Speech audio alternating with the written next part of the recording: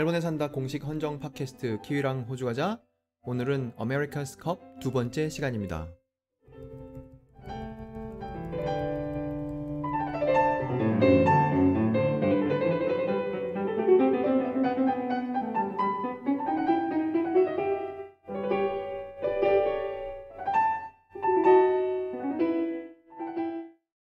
지난번 녹음부터 아메리칸스 컵에 관하여 이야기하고 있습니다.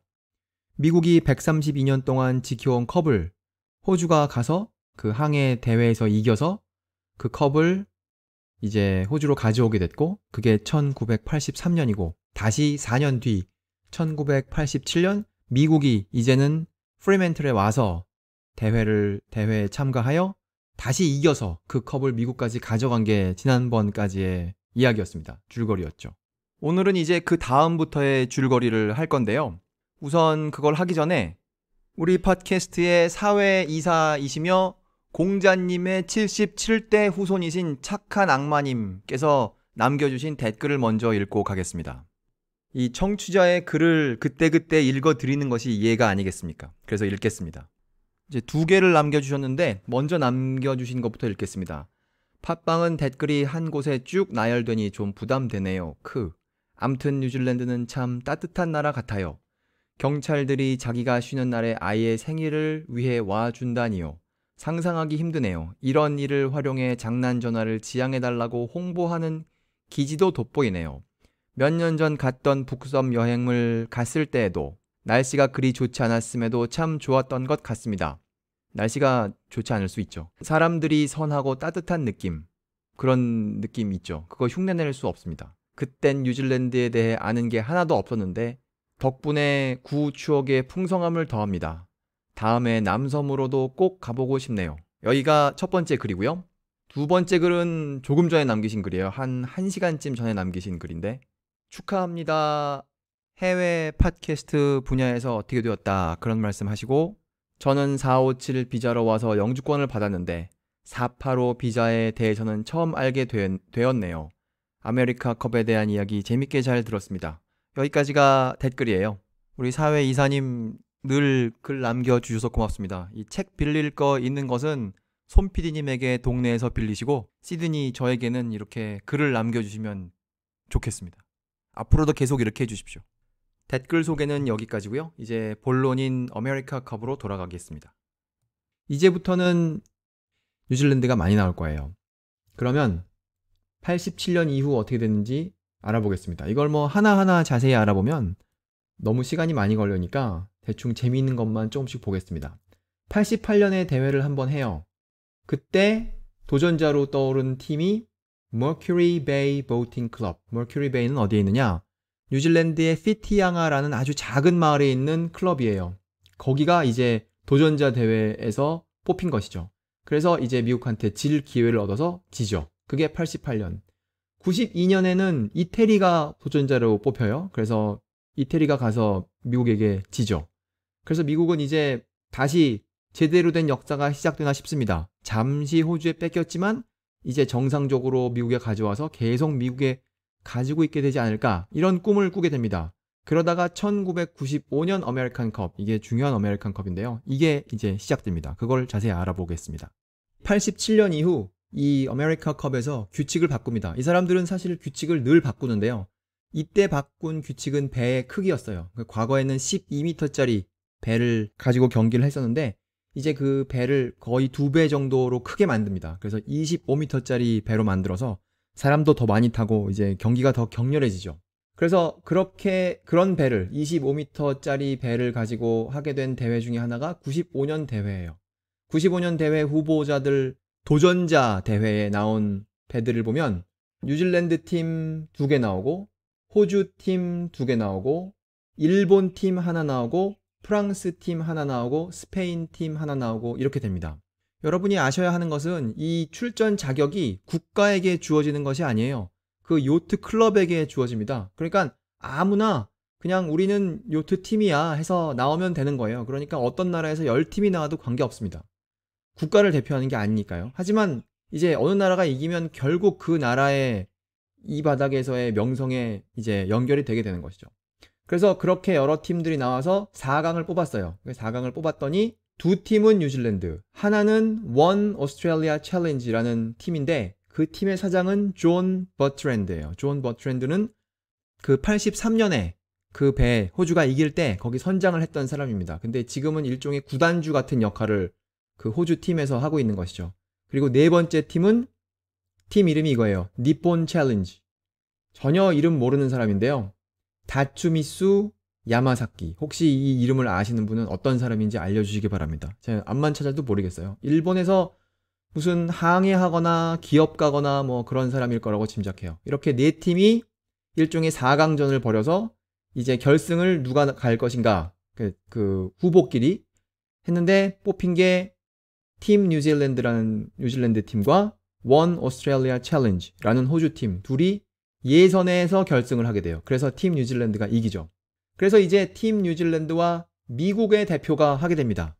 그래서 이제 미국도 나름대로 자기네들끼리 내부적으로 예선을 해요. 그래서 미국을 대표하기로 한 배 이름은 Young America라는 배고 그 배의 선장은 누구겠습니까? 지난번 녹음을 들으신 분들이라면 아실 거예요. 그 사람은 데니스 코너입니다. 데니스 코너는 지금 계속 나오고 있죠. 83년에도 데니스 코너, 87년에도 데니스 코너, 지금 95년에도 선장은 데니스 코너입니다. 지금 미국을 대표하는 요트 경기의 선장은 계속 데니스 코너예요. 이 현직을 놓지 않는 것이죠. 지난번에 말씀드릴 때 83년에 그 사람이 이미 잡지 표지로 나오고 있다고 했죠. 사실 그 사람은 아메리카 컵을 그 전 대회인 80년에도 이겼었고 74년에 미국이 이길 때도 그 사람이 출전했었습니다. 그러니까 뭐 계속 하는 거죠, 이 사람이.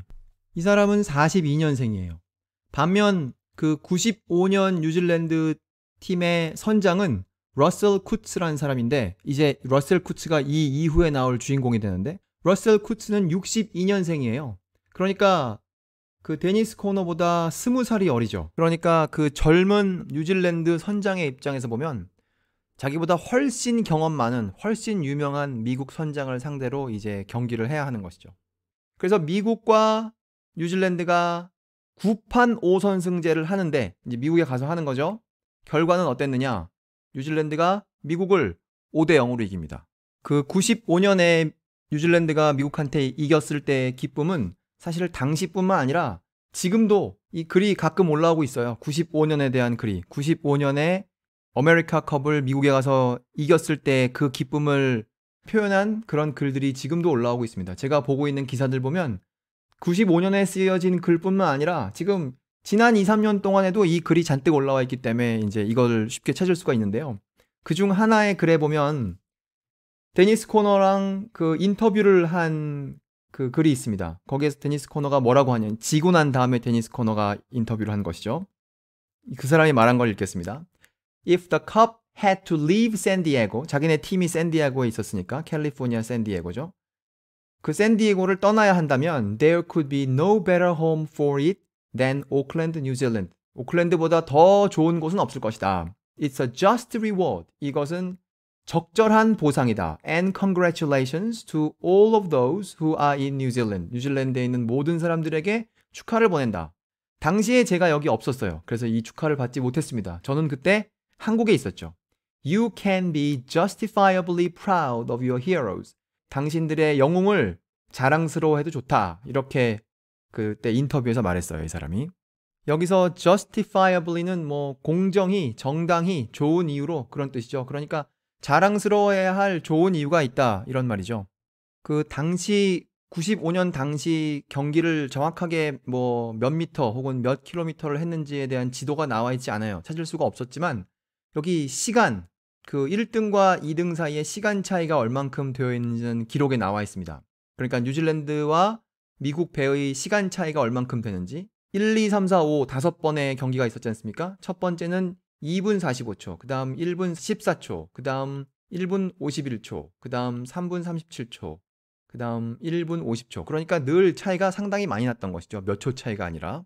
그래서 이 경기의 결과 미국은 다시 그 우승컵을 빼앗기게 됩니다. 이제 다시 샌디에고에 있던 우승컵은 그 은덩어리는 이제 오클랜드로 오게 되고 그 경기는 그 은덩어리가 있는 데서 하게 된다고 했죠. 그래서 2000년의 아메리카컵 대회는 이제 사람들이 모두 오클랜드에 와서 대회를 해야 됩니다.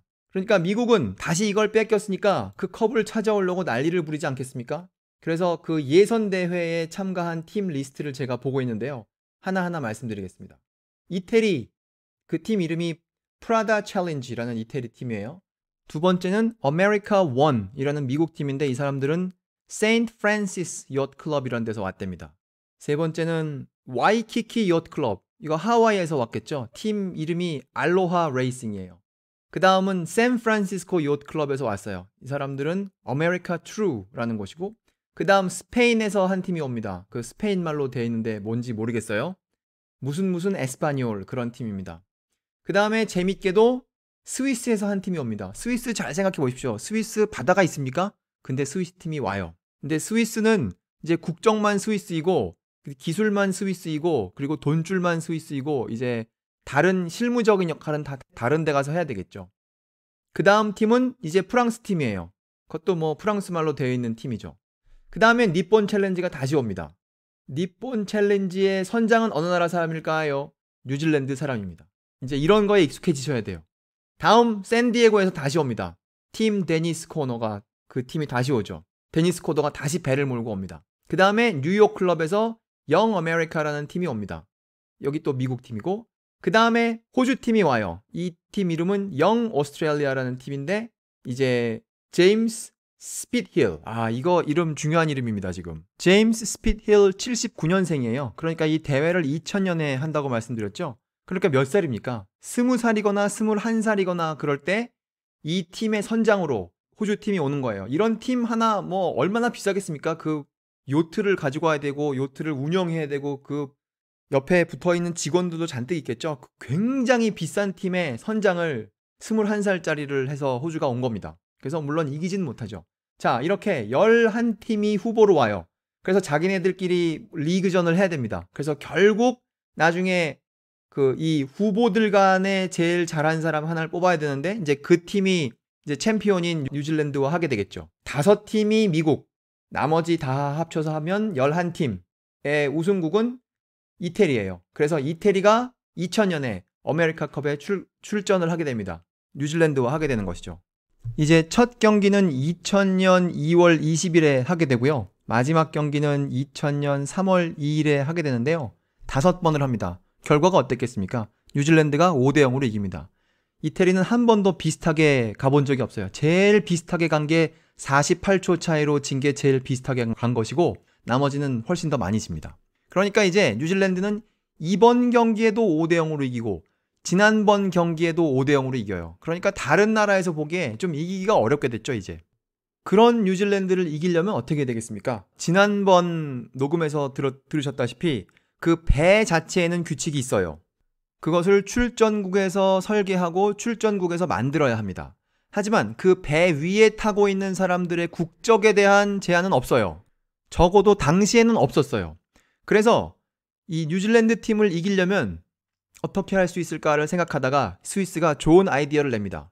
그 뉴질랜드 배 위에 타고 있던 그 사람들을 데려다가 이제 스위스 팀으로 출전시키면 스위스가 이기는 거 아닙니까? 그래서 당시 뉴질랜드 팀의 넘버 1과 넘버 2, 그 넘버 1을 선장이라고 부르고 스키퍼라고 부르고 넘버 2를 택티션을 뭐라고 해야 될까요? 전술가? 그거라고 부를 텐데 그 두 사람을 일단 스위스 팀으로 데려가고 나머지도 상당히 많이 스위스 팀으로 데려갑니다. 그래서 이거 뭐 몇 명이다라고 말할 수는 없지만 최소한 한 6명까지 제가 세웠어요. 뉴질랜드 사람을 스위스 팀 배 위에 태워요. 더 찾아보면 더 많이 나올지도 모르겠어요. 제가 지금 쉽게 찾아본 사람만 6명입니다. 이름이 알려진 사람만. 그런 스위스 팀이 만들어집니다. 그거는 뭐라고 해야 되겠습니까? 스위스는 바다도 없고 그 배 위에 타고 있는 사람들도 뉴질랜드 사람인 그런 스위스 팀, 돈줄만 스위스에서 온 것인 그런 스위스 팀이 이제 2003년 아메리카컵에 출전을 하게 됩니다.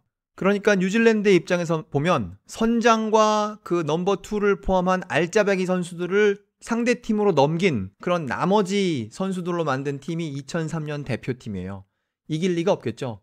0대5로 집니다. 그래서 스위스가 이제 이 항해 대회에서, 스위스가 무슨 항해 역사가 있습니까? 하지만 스위스가 이 요트 대회에서 우승국이 되어 이제 그 은덩어리는 이제 스위스로 가게 되죠. 그래서 2003년에 그것을 이겨서 가져가게 되고 2007년에 이제 스위스가 대회를 해야 되는데 스위스에서 대회를 할 수가 없지 않습니까? 스위스에 바다가 없으니까.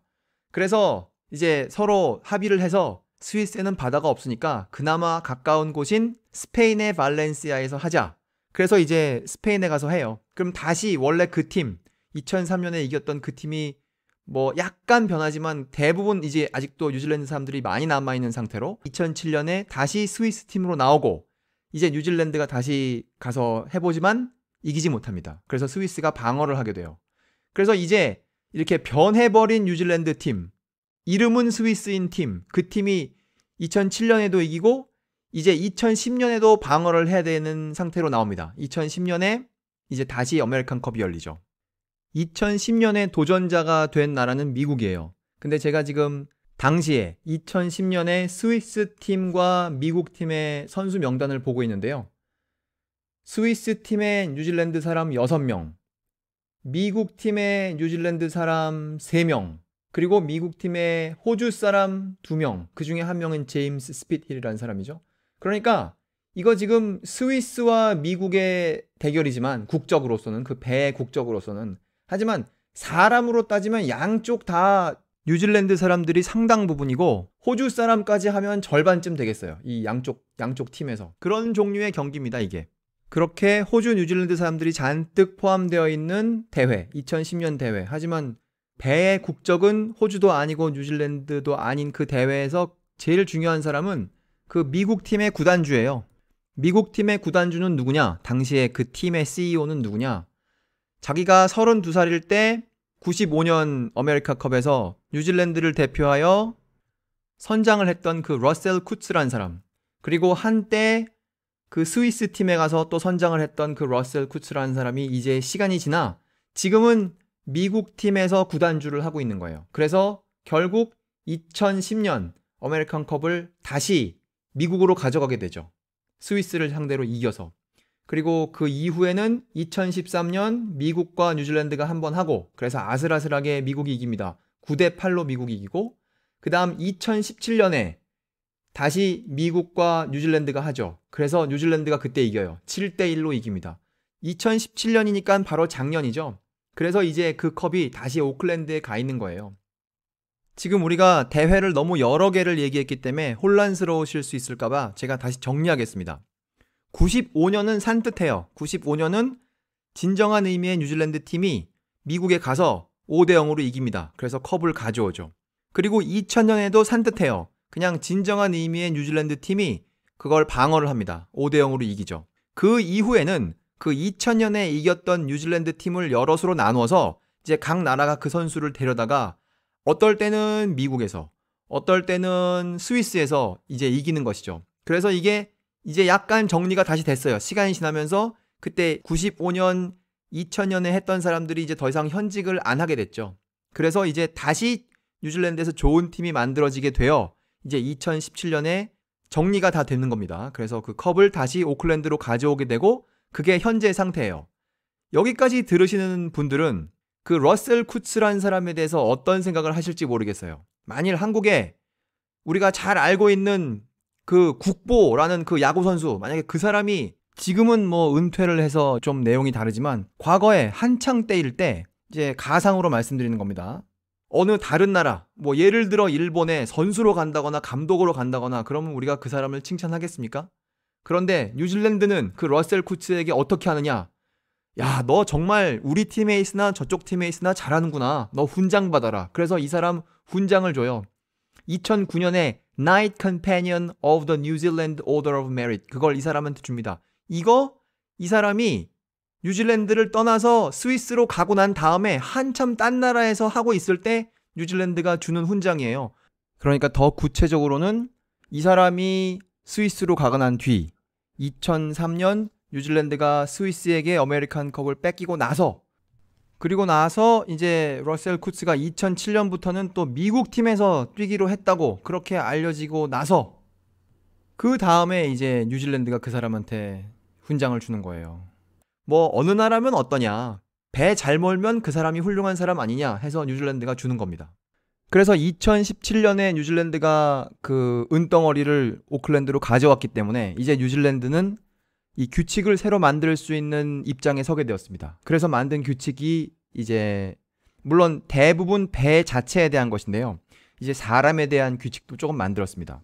그래서 어떤 규칙을 만들었느냐? 그 배를 타게 된 선수들 중에 적어도 20%는 그 나라 사람이어야 한다. 이거죠. 만일 이 규칙을 지금 2010년 거에 적용하면, 그러니까 2010년 스위스나 2010년 미국 팀에 적용하면 애매해집니다. 그래서 최소한 20%는 하라 이거고요. 그러니까 정 급하면 다른 나라 사람한테 시민권을 줘야 되겠죠. 20%는 그렇게 하고 나머지 사람들은 그 대회 전날에 가서 그 팀이 되고 그럴 수는 없게 했어요. 적어도 2018년부터 2020년 사이에, 그러니까 다음 대회는 지금 2021년에 있으려고 하니까 그 사이에 380일, 그러니까 상당히 많이, 이게 지금 2018년 9월부터 2020년 9월 사이니까 2년 사이에 380일이니까 뭐 12달은 넘죠. 13개월이라고 하겠습니다. 그러니까 그 2년 사이에 절반 이상은 자기가 출전할 나라에 가서 살아라, 이런 말이에요. 그러니까 이걸 들으시는 분들 중 어느 나라에선가 출전하고 싶으신 분들은 그 나라로 이제 9월 달에 가셔야 될 것 같아요. 2018년 9월이 다가오고 있지 않습니까? 그러니까 마음속으로 어느 나라에서 출전을 하시겠다고 정하신 뒤 그쪽 나라에 이제 가실 것을 알아보셔야 되겠죠. 그래서 오늘 녹음은 여기까지입니다. 우리가 지난번과 이번 두 회에 걸쳐서 이 100수십 년이나 되는 아메리칸 컵 역사에, 그 컵의 역사로만 따지면 거의 170년 가까이 되는군요. 호주와 뉴질랜드가 어떤 역할을 했는지 그것에 대해서 자세히 알아보았습니다. 결론적으로 현재는 2017년 결과에 따라 그 우승컵은 오클랜드에 와 있고 다음번 경기는 오클랜드에서 하게 됩니다. 멜번에 산다 공식 헌정 팟캐스트 키위랑 호주 가자, 오늘 순서는 여기서 마치겠습니다. 감사합니다.